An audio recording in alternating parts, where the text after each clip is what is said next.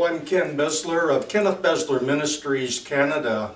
Today we will begin our study on the revelation of Jesus Christ, also known as the Apocalypse. In the first segment, I'd like to begin to look at the setting as is depicted by the synoptic writers, Matthew, Mark, and Luke. Turn with me, if you will, to Matthew chapter 24.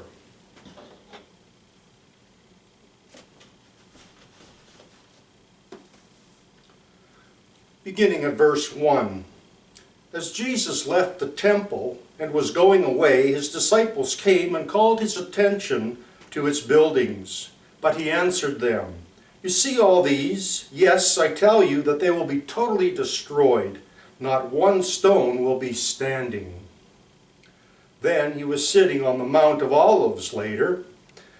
The disciples came to him privately. Tell us, they said, "when will these things happen? And what will be the sign that you are coming and that the present age is ending?" Jesus replied, "Watch out, don't let anyone fool you. For many will come in my name saying, 'I am the Messiah,' and they will lead many astray," etc.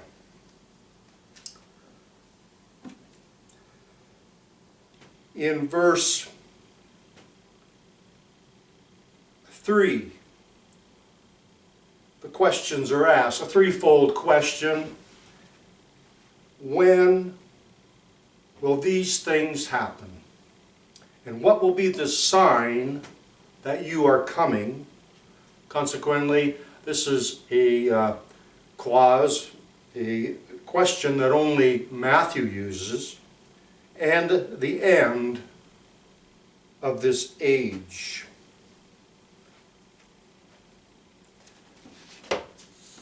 So Jesus responds, and he gives his answer to each of the parts of the question.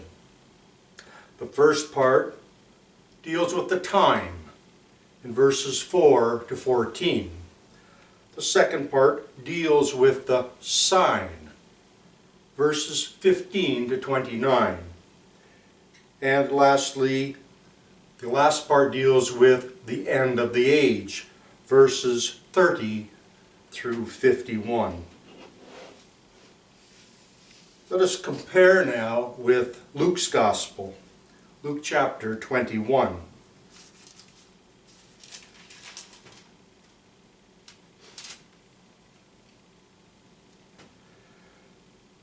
Then Jesus looked up, and as he watched the rich placing their gifts into the temple offering boxes, he also saw a poor widow put in 2 small coins.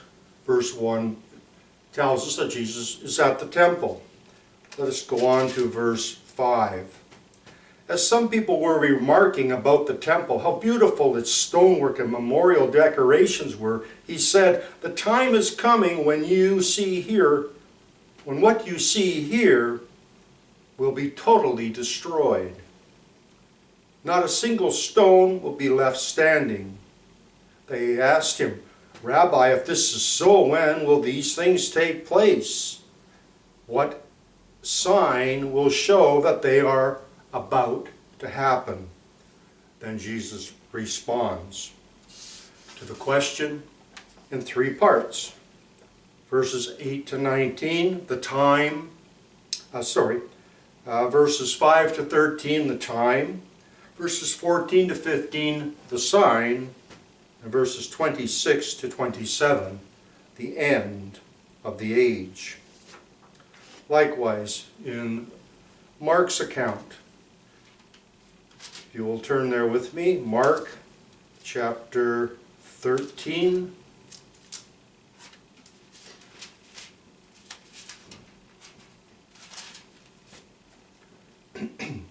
Verse 1.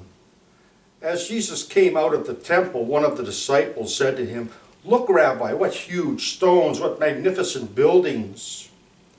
"You see all these great buildings," Jesus said to him, "they will be totally destroyed. Not one single stone will be left standing." As he was sitting on the Mount of Olives opposite the temple, Peter, James, and John, and Andrew asked him privately. Now, this is a private interview. Tell us, when will these things happen? And what sign will show when all these things are about to be accomplished? Again, Jesus answers in three parts. Verses 8 to 19 deal with the time. Verses 20 and 23 deal with the sign. And verses 24 to 27 deal with the end of the age. So we see that Israel's judgment was about to come upon them.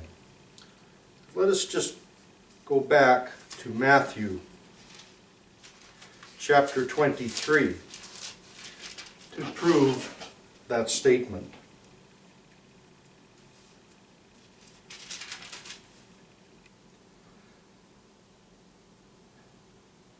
Verse 36. Yes, I tell you that all this will fall on this generation, Jesus' generation, the present generation. And then he goes on to say, Jerusalem, Jerusalem, you who kill the prophets, you stone those who are sent to you. How often I wanted to gather your children just as a hen gathers her chickens under her wings, but you refused. Look, God is abandoning your house to you, leaving it desolate. And Jesus quotes from Jeremiah chapter 22 and verse 5. For I tell you, from now on you will not see me again until you say, Blessed is he who comes in the name of the Lord. Psalms 118 and verse 26. Now Matthew uses the word parousia for coming, the sign of your coming. Perhaps Matthew had a little more insight than the others did, saying, your coming. Parousia, what does it mean? Well, it means coming, but it does not mean a physical coming. It means an event which depicts a coming. Now Matthew was very careful to use that, because if he wanted us to understand that Jesus was physically coming, he would have used another Greek word known as alphonti. Alphonti. Let me write those down for you.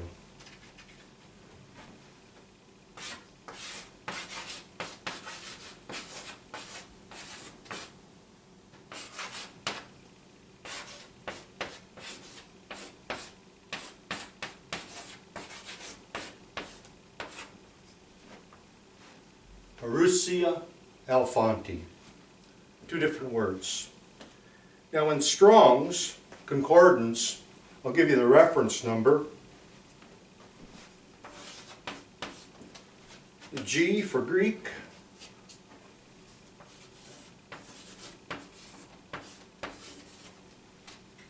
(3952).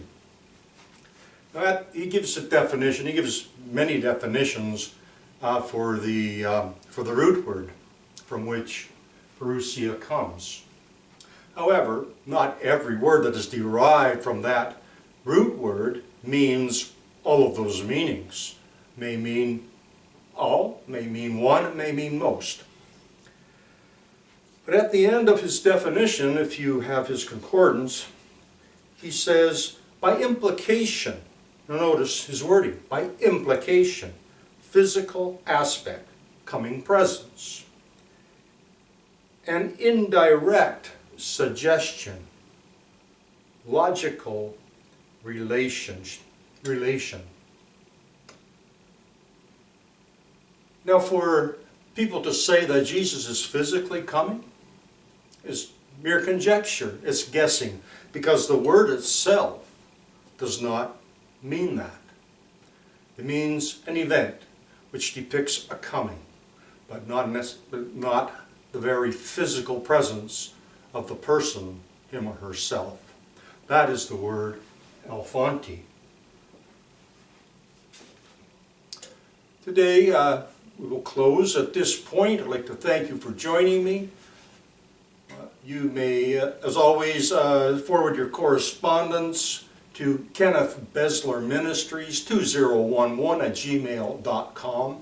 That's Kenneth Besler, spelled B-E-S-L-E-R, at 2011@gmail.com. Thank you for joining me, and God bless.